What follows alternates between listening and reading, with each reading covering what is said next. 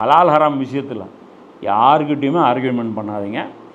உங்கள் மார்க்கம் உங்களுக்கு, எங்கள் மார்க்கம் நீங்கள் தாராளமாக உங்களது ஃபாலோ பண்ணுங்கள். அதே மாதிரி அவங்க கொடுக்குற அந்த பிரசாதங்கள் அதை பற்றியும் ஒரு விஷயம் சொல்லிடுறேன். இப்போ கோயிலில் பிரசாதம் தர்றாங்க, அந்த பஞ்சாமிர்தம் தராங்க, அது இருக்குது, அதுவும் நமக்கு தீங்கானது. அப்போ இந்த மாதிரியான நாடுகளில், இப்போ இந்தியா மாதிரி கலந்துருக்கக்கூடிய ஒரு நாடுகளில் நம்ம இருக்கோம். அவங்க வந்து என்ன பண்ணுறாங்க, நம்மளை நேசிக்கிறதே ரேரு. முஸ்லீம் மேக்ஸிமம் எவனும் தரமாட்டான் அக்கம் பக்கத்தில் இருக்கிறேன். ஏன்னா அந்த லட்சணத்தெல்லாம் நம்ம பழக்க வழக்கம் இருக்கும், புரியுதா? எவ்வளோ முடியுதோ அவ்வளோ குடைச்சல் தான் எடுத்து வச்சுருப்போம் அக்கம் பக்கம் இருக்கிறவங்கள.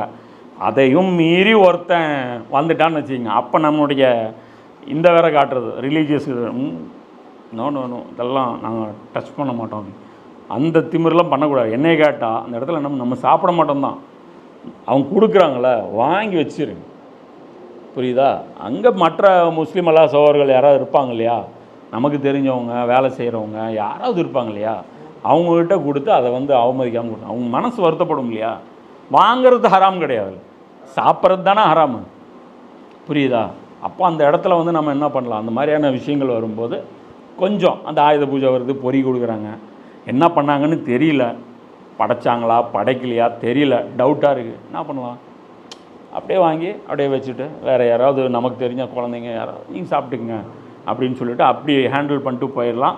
அந்த இடத்துல போய் நம்ம என்ன பண்ணுறோம், அவங்க மனசை நோகடிக்கிற மாதிரியான விஷயங்கள் நம்ம பண்ணக்கூடாது.